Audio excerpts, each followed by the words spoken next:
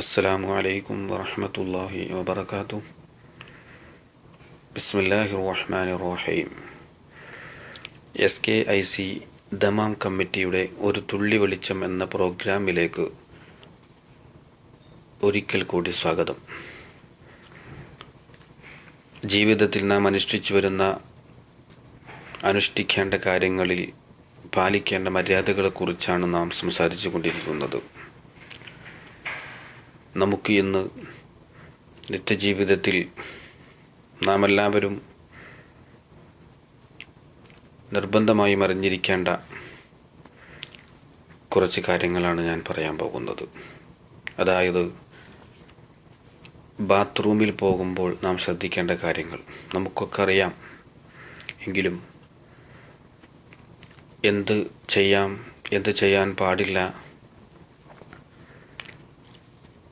എന്തുകൊണ്ടാണ് ചെയ്യാൻ പാടില്ല എന്ന് പറഞ്ഞത്, അതിൻ്റെ ഭവിഷ്യത്തുകൾ എന്നൊക്കെയാണ് ഞാൻ സൂചിപ്പിക്കാൻ ആഗ്രഹിക്കുന്നത്. റബ്ബ് അനുഗ്രഹിക്കുമാറാകട്ടെ. ബാത്റൂമിലേക്ക് നാം പോകുമ്പോൾ ഇടത് കാൽ മുന്തിച്ചുകൊണ്ട് വേണം പോകാൻ.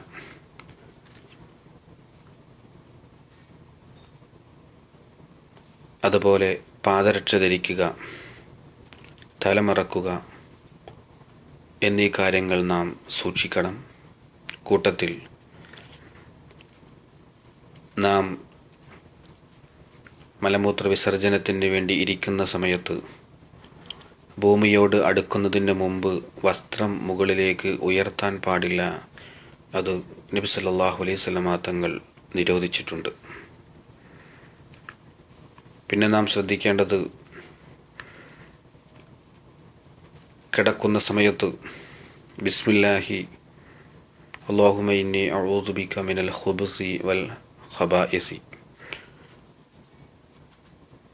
അള്ളാഹുവിൻ്റെ നാമം കൊണ്ട് ഞാൻ പ്രവേശിക്കുന്നു, ആൺ പിശാചുകളെ തൊട്ടും പെൺ പിശാചുകളെ തൊട്ടും ഞാൻ അള്ളാഹുവെ നിന്നോട് കാവൽ ചോദിക്കുന്നു എന്ന ദിക്ർ ചൊല്ലി കൊണ്ടാണ് നാം പ്രവേശിക്കേണ്ടത്. പിന്നീട് നാം ശ്രദ്ധിക്കേണ്ടത്,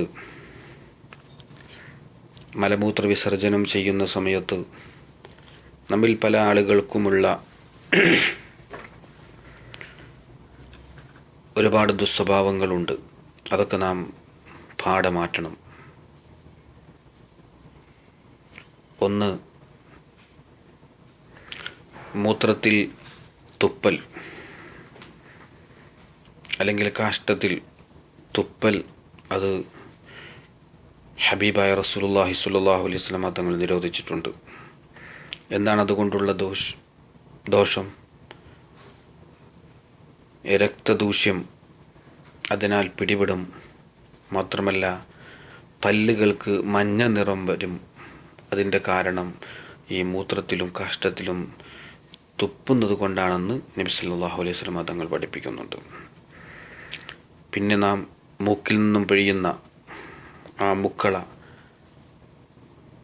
ആ മൂക്കട്ട പിഴിയൽ, അതും നിരോധിച്ചിട്ടുണ്ട്. അങ്ങനെ ഒരാൾ ചെയ്താൽ അവൻ്റെ ജീവിതത്തിൽ ഹമ്മ് അതൊരിക്കലും വിട്ടുമാറുകയില്ല, മനസ്താപം വിട്ടുമാറുകയില്ല എന്ന് പഠിപ്പിക്കുന്നുണ്ട്. മാത്രമല്ല, കേൾവി കുറയാനും അതിന് കൂടുതൽ സാധ്യതയുണ്ട് എന്ന് നബി സല്ലല്ലാഹു അലൈഹി വസല്ലം തങ്ങൾ പഠിപ്പിക്കുന്നു. പിന്നെ നാം വിസർജനം ചെയ്യുന്ന അവസരത്തിൽ കണ്ണടച്ച് പിടിച്ചുകൊണ്ട് വിസർജനം ചെയ്യാൻ പാടില്ല.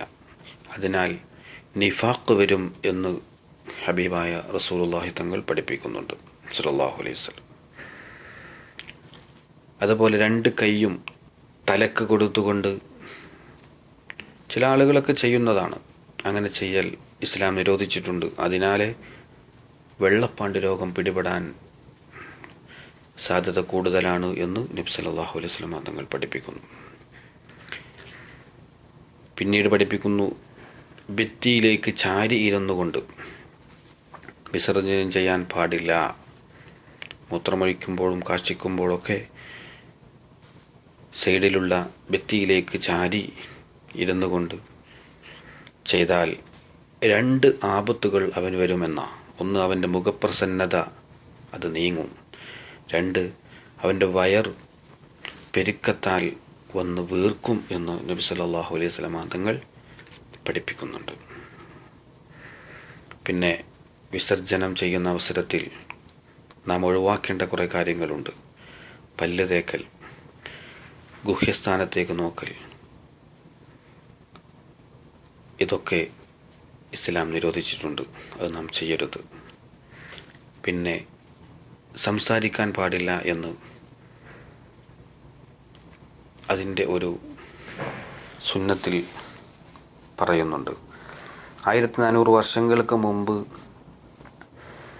നബി സല്ലല്ലാഹു അലൈഹി വസല്ലം തങ്ങൾ ഈ കാര്യങ്ങളൊക്കെ നമ്മെ പഠിപ്പിക്കുമ്പോൾ ബാത്റൂമിൽ വെച്ച് സംസാരിക്കാൻ പാടില്ല.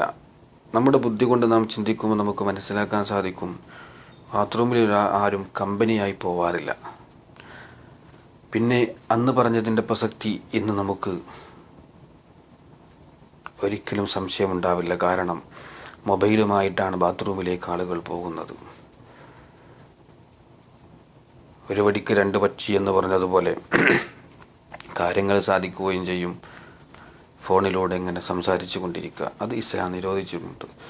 സംസാരിക്കുമ്പോൾ അവൻ്റെ മലമൂത്ര വിസർജനത്തിൻ്റെ ആ ആയാസം അത് കുറയാൻ ചാൻസ് ഉണ്ട്. അപ്പം അതുകൊണ്ട് അത് നാം ഒഴിവാക്കണം. പിന്നെ മലമൂത്ര വിസർജനം ചെയ്യൽ കറാഹത്തായ ഒരുപാട് സ്ഥലം, മാളം, അതുപോലെ തീ, വെണ്ണീർ, എല്ല്, ഭക്ഷണ സാധനങ്ങൾ, ഇതിലൊന്നും വിസർജനം ചെയ്യാൻ പാടില്ല എന്ന് നാം മനസ്സിലാക്കണം. പിന്നെ പാത്രത്തിൽ മൂത്രമൊഴിക്കാൻ പാടില്ല. അതുമല്ല, ആവശ്യങ്ങളാണെങ്കിൽ, ഒരു രോഗിയാണ്, അങ്ങനത്തെ ആളുകൾക്കൊഴികെ അല്ലാതെ മൂത്രമൊഴിക്കൽ കറാഹത്താണ് എന്ന് നാം മനസ്സിലാക്കണം. അതുപോലെ വിസർജനം ചെയ്ത് എല്ലാം കഴിഞ്ഞതിന് ശേഷം ശുചീകരിക്കേണ്ട കാര്യങ്ങളും വളരെ ഭംഗിയായ രീതിയിൽ അത് ശുചീകരിച്ച് പുറത്തേക്ക് വരുമ്പോൾ വലത് കായ് മുന്തിച്ച് അള്ളാഹുവിനോട് പൊറുക്കലിനെ ചോദിച്ചുകൊണ്ട് വേണം പുറത്തേക്ക് കടക്കുവാൻ. ഇങ്ങനെയൊക്കെ ജീവിതത്തിൽ പാലിക്കുക. എന്തായാലും അള്ളാഹുവിൻ്റെ ഐശ്വര്യം, ഇസ്സത്തൊക്കെ നമ്മുടെ ജീവിതത്തിൽ ഉണ്ടാകും. നല്ല കാര്യങ്ങളൊക്കെ ജീവിതത്തിൽ പകർത്താൻ അള്ളാഹു നമുക്ക് തൗഫീഖ് ചെയ്ത് അനുഗ്രഹിക്കുമാറാകട്ടെ. വആഖിറു ദഅവാനാ അൽഹംദുലില്ലാഹി റബ്ബിൽ ആലമീൻ. വസ്സലാമു അലൈക്കും വറഹ്മത്തുള്ളാഹി വബറകാതുഹു.